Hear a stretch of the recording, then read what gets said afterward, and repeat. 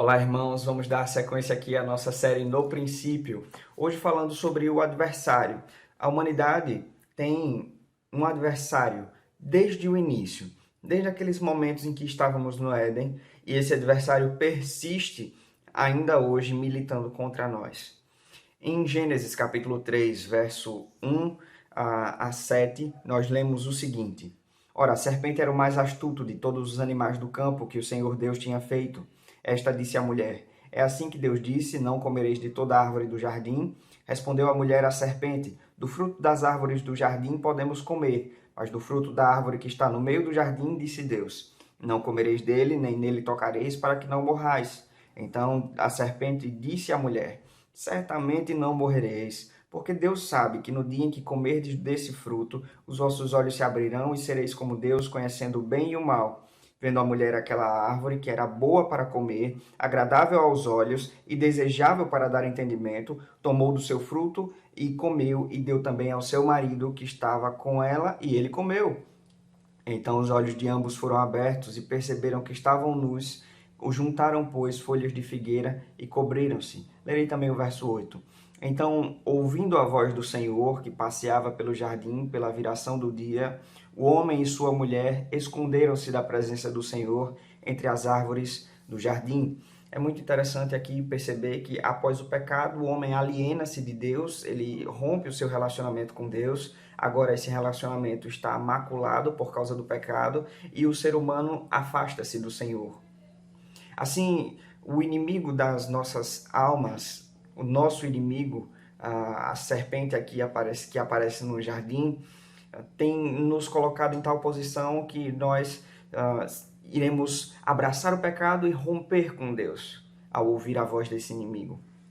É interessante que a Bíblia identifica esse inimigo muito claramente no texto de Apocalipse, capítulo 12, verso 9. E foi precipitado o grande dragão, a antiga serpente, que se chama Diabo e Satanás, que engana o mundo. Ele foi precipitado na terra e os seus anjos foram lançados com ele. Aqui, mais uma vez, aparece a identificação de quem é esse inimigo. Ele é visto aqui como dragão, é chamado de Satanás e Diabo, e é identificado como aquela serpente do Éden.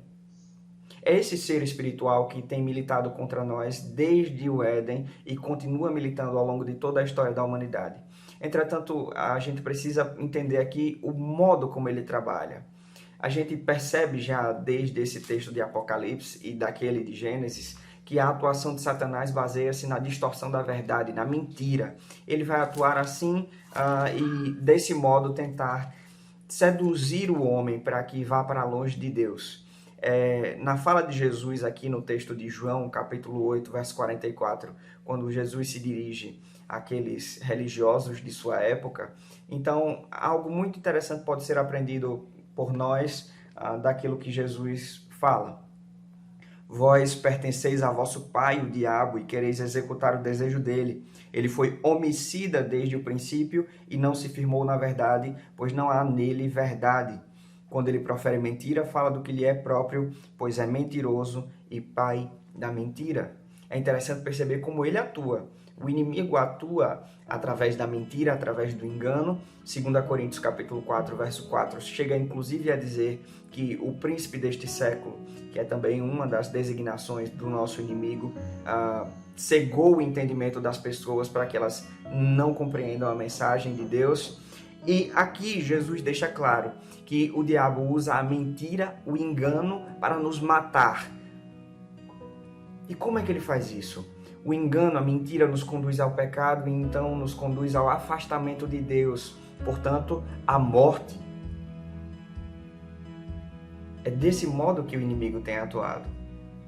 Entretanto, nós temos a maravilhosa promessa na palavra de que nós conheceremos a verdade e a verdade nos libertará. E Jesus nos diz que Ele é o caminho, a verdade e a vida.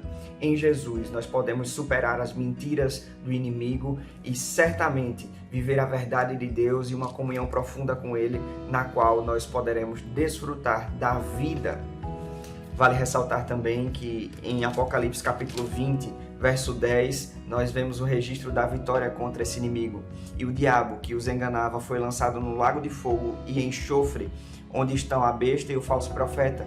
De dia e de noite serão atormentados para todo sempre. Nós vamos vencer esse inimigo. Lá na eternidade ele não nos incomodará mais. Portanto, sigamos firmes. Apesar de termos um inimigo, a nossa vitória já está garantida em Cristo Jesus. Amém.